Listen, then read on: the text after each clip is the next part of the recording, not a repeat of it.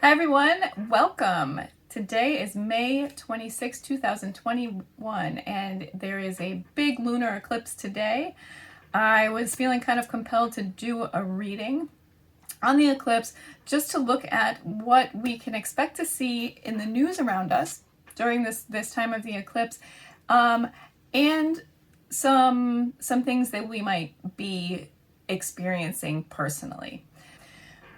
With this eclipse, there's all sorts of fear and superstitions associated with eclipses too. And in general, they can bring some surprises, pleasant or unpleasant. Usually the latter, I think. But astrology is not my strong suit. So like I said, I pulled some cards. If you've seen my other videos, I take a long time to process information, and I also take a long time to shuffle. So I pulled the card. I already did this reading. I have this reading out in front of me, and I'm just going to walk you through what the cards that I pulled and the questions that I asked and what I see coming in for us. Okay? So I'm gonna start. Some interesting stuff. Really interesting stuff. Okay, so the first thing, I used the Santa Muerte deck today. It's a deck that I actually bought on election day. I'm just realizing that. I bought this deck on the day after, not election day, the day after election day, where we knew that Biden had been elected, but there was still some uncertainty. I had the foresight to take that day off because I knew no matter what the result, I was going to be feeling super stressed, and I probably wouldn't have gotten any sleep. And I know I didn't get any sleep that day. So I took a mental health day, and I bought myself the Santa Muerte deck. And I went to a park and I sat outside and I connected with this deck. And this is a deck for me that really likes to be connected to nature. It also likes reading on politics. Maybe because I bought it after election day, or as a response to election day. So with that, the first card that I drew as I was shuffling, the Four of Pentacles flipped out. And I don't know if you can see it, but there is a bride who seems to be pulling up a man from a bank. He's in front of a bank.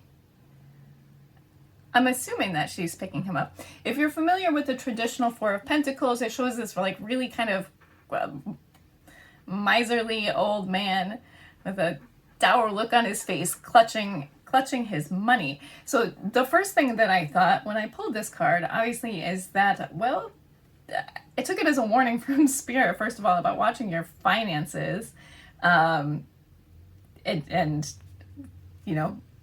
holding on to that. Not a good time to make any spending decisions, but also, since this is a socio-political reading, I think there's gonna be some stuff coming out and some stuff happening with money. She looks like a gold digger to me. I don't know. She's pulling him up, trying to get him away from his money.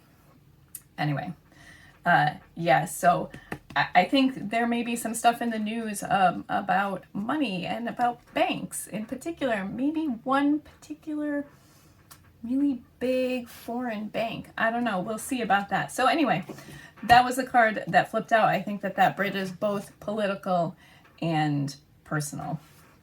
When I asked specifically about what we would see in the news coming out, I pulled the Nine of Swords. So this, to me, this is a card of headaches. I mean, look at all those headaches. And the book right there makes me think of legal headaches having to do with money and banks, perhaps.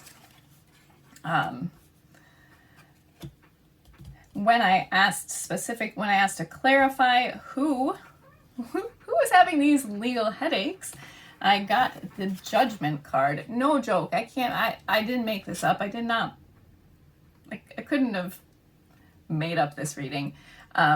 But yeah, it's pretty clear. Okay, something having to do with banks, legal headaches, and judgments. So we might be seeing some judgments about the banks or finances that are creating some headaches for somebody. I asked to clarify again who is having legal headaches about these judgments and bank financial dealings. And I got this card. This is actually the Nine of Wands. She looks like she's reaping something. Immediately I heard the song Lady in Red. I don't think that has any particular meaning. I haven't looked up the lyrics, but also reminded me of the Scarlet Witch.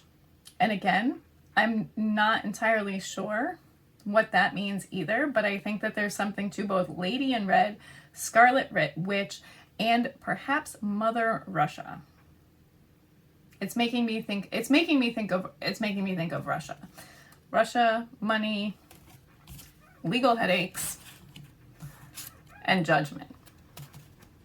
So we'll see what happens with that, but those are my impressions. Yeah, somebody really wants to cut ties to that Russian money, or perhaps the ties are being cut, regardless of whether or not somebody wants them to be. All right. So for political news, what's happening in our socio-political world, I'm saying this from an American perspective because I am American, and those are the headlines that I see. From a global perspective, I didn't do that reading. I could do that another time. But from there, I just went on to personally, how are we going to feel the effects of this eclipse? You know, what can we expect for ourselves personally? And the first card that I pulled for that is the Ace of Swords, which for me is, I love this card. I have not been feeling very clear about a lot of things, about some relationships, about my career, about whatever. So for me, I'm happy to see this card. I really hope that this is true and that the eclipse is bringing clarity into some aspect of my life. And I hope that that's true for you if you're watching this. And I just, I love this. Look at that light shining. Oh, yeah. So something is being illuminated. And what I love about this Ace of Swords too, I'm sorry, this is in front of my mouth. This Ace of Swords is pointed down. It's pointed down into the ground. In the traditional Rider-Waite deck, it's going the other way. It's pointed up to heaven. There's a crown around it. But this one looks to me, it's almost like it's grounding something. It's a clarity that grounds us, right? Kind of like a lightning rod. Just brings that right down to earth, right amid those, cuts right through all the brambles. So that is encouraging. I had a very weird experience with the next card that I pulled. When I asked, okay, so what is this?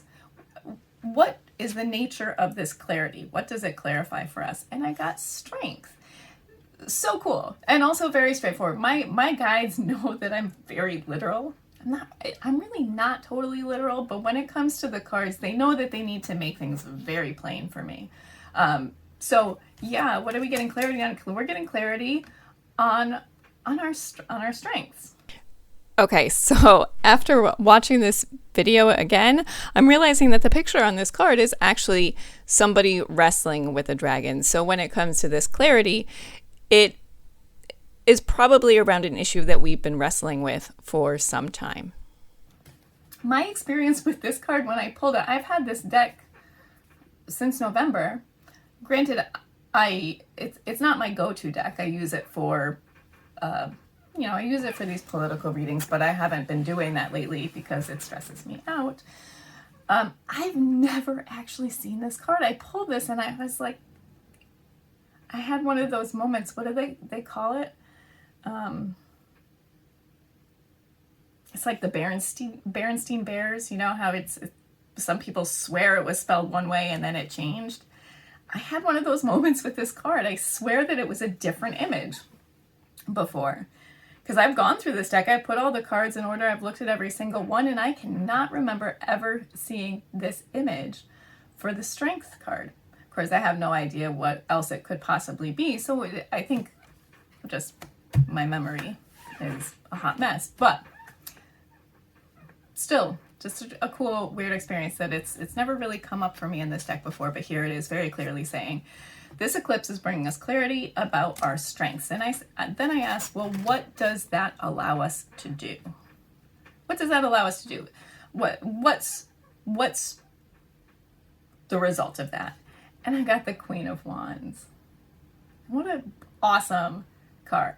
Queen of Wands. Queen of Wands is like, I know what I want and I'm going to get it and nothing can stop me. Look at that candle she's holding. She's bringing that light into the world. She's like, this is mine and I got it. Yoo-hoo. Hello, world. I'm coming to get you. So just a beautiful, vibrant, creative, passionate card. So the clarity that's coming in illuminates our strengths and really lets us go out into the world and shine. Love it. I love that. Then I asked for some advice and personal advice. So what do we do during this eclipse? People will say it's kind of like a Mercury retrograde. You don't want to make any like big moves or big plans during eclipses because, you know, shadow stuff is going on and it's likely to not turn out the way that you expect. But the advice card for this eclipse period, how we can make the most of it, was the Page of Swords. Page of Swords. I love this Page of Swords. I read these cards intuitively first, before I think of the traditional, the more traditional meanings anyway. But what I noticed first about this card is obviously he's just writing. Page of Swords is writing. And I mean, for me, that's very personal for me and relevant, but I think it's good advice in general. This is about just kind of, I don't know that it's a finished product.